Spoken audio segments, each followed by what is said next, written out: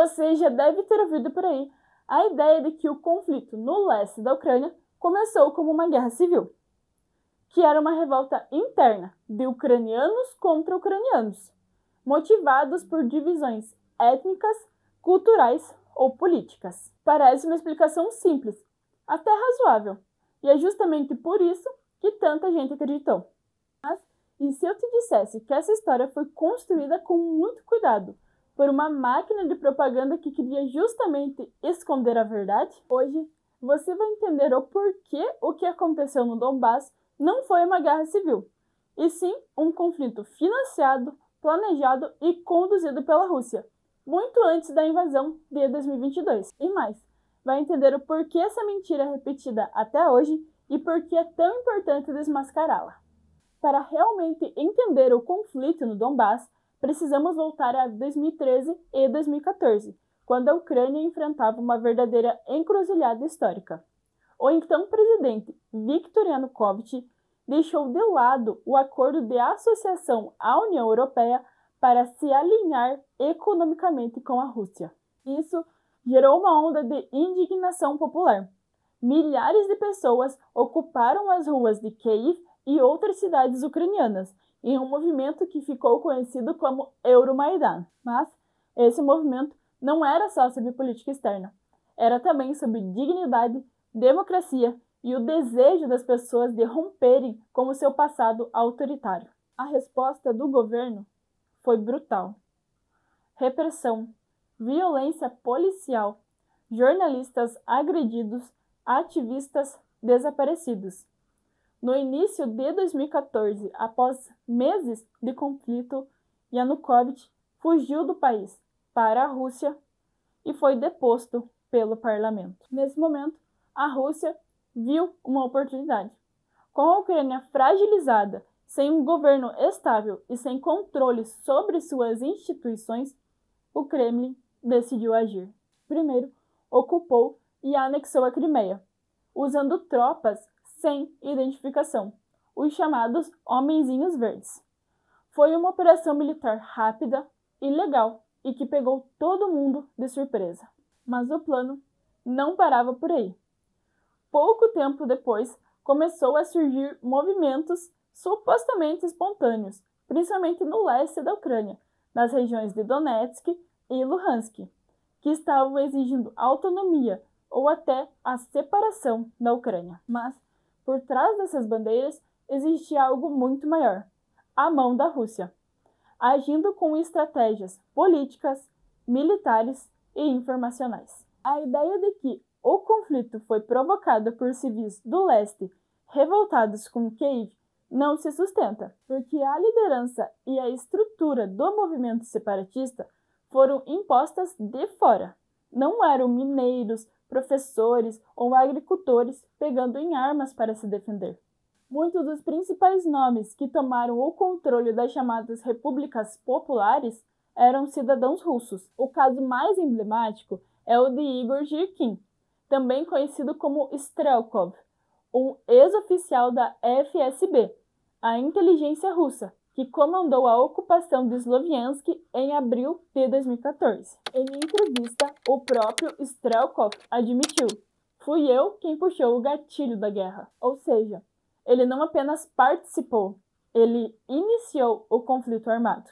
Outros comandantes tinham formação militar russa, experiência em operações especiais e ligação direta com Moscou. Esses grupos armados passaram a ocupar prédios públicos, tomar delegacias e proclamar independência das regiões onde estavam. Em poucos meses, duas autoproclamadas repúblicas populares surgiram, a de Donetsk e Luhansk. Elas não foram resultado de uma decisão popular. Não houve referendos legítimos e nem uma discussão democrática. Foram ocupações armadas, sustentadas pelo aparato logístico e financeiros vindos da Rússia. Essa intervenção não foi apenas simbólica ou política, ela foi militar. Diversos relatórios da OSCE, Organização para a Segurança e Cooperação na Europa, que monitorava o leste da Ucrânia, registraram a entrada sistemática de veículos, soldados e equipamentos pela fronteira russa. Tanques sem identificação, comboios logísticos, baterias antiaéreas.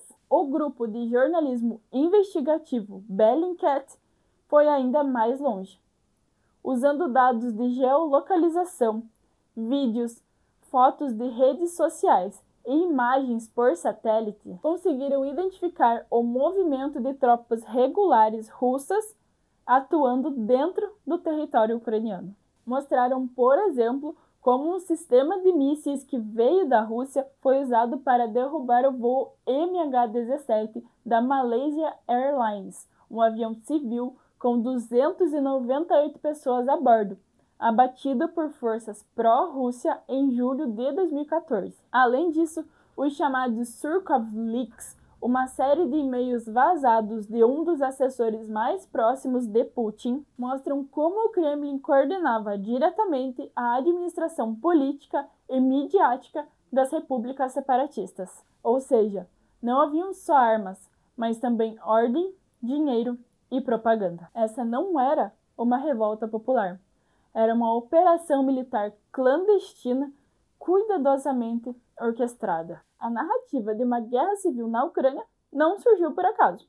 Ela foi feita por uma máquina de propaganda russa com um objetivo claro: tirar a responsabilidade de Moscou e transferi-la para o povo ucraniano. A ideia de um conflito interno servia para a não intervenção do Ocidente, para evitar sanções mais pesadas e apresentar a Rússia como uma espécie de mediadora. A desinformação se espalhou por todos os canais possíveis.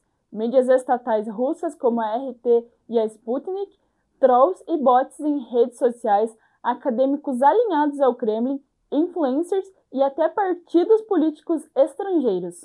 Muitos acreditaram, inclusive pessoas bem intencionadas, jornalistas e setores da extrema esquerda, que viram o conflito como uma luta de classes ou uma reação contra o imperialismo ocidental, ignorando completamente o imperialismo russo. Essa mentira virou senso comum em muitos espaços. Inclusive, ela é usada como base para justificar a invasão de 2022, como se ela fosse apenas um tipo de continuação do conflito que já acontecia. Mas a verdade é que sem a Rússia, esse conflito no Donbass nunca teria acontecido. Enquanto os líderes separatistas davam entrevistas e posavam com armas, a população civil pagava o preço. Milhões de pessoas tiveram que sair de suas casas. Muitos viraram refugiados dentro da própria Ucrânia. Outros procuraram abrigo na Europa. Os que ficaram viveram sob regimes autoritários, onde a liberdade de expressão foi esmagada. A educação foi controlada e até as ajudas humanitárias foram politizadas. Mesmo em áreas ocupadas, pesquisas e relatos mostraram que boa parte da população não apoiava a separação da Ucrânia. Muitos apenas queriam paz. Essa história não é só do passado, ela ainda molda o presente. Quando a Rússia iniciou a invasão em larga escala em fevereiro de 2022, uma das justificativas foi justamente a proteção das pessoas do Donbass. Era a mesma mentira reciclada. Se a gente não entende e não denuncia essa farsa, a gente acaba aceitando que a Ucrânia provocou esse conflito, a Rússia reagiu e que tudo isso é apenas uma disputa interna. E isso é extremamente perigoso, porque naturaliza uma invasão, legitima a violência e invisibiliza as vítimas. Desmentir essa narrativa não é apenas um ato político, é um dever ético com as pessoas que perderam tudo. É uma forma de proteger a memória, a verdade e a própria ideia de justiça internacional. O conflito no Donbass não começou com vizinhos brigando. Começou com soldados atravessando fronteiras, espiões organizando levantes e tanques sem bandeiras ocupando cidades inteiras. A história da guerra civil no Donbass é uma das maiores farsas geopolíticas do século XXI e ainda hoje é usada para justificar crimes. E é por isso que a gente precisa continuar falando, porque a verdade, mesmo abafada, resiste. Se esse vídeo te ajudou de alguma maneira a entender todo esse conflito, curta, comente aqui embaixo o que você achou, compartilhe com alguém que também precisa entender tudo o que está acontecendo e também o que já aconteceu, e se inscreva aqui no canal. A gente não luta só com armas, a gente também luta com informação. E nesse campo, a verdade é a nossa arma mais poderosa. Até a próxima!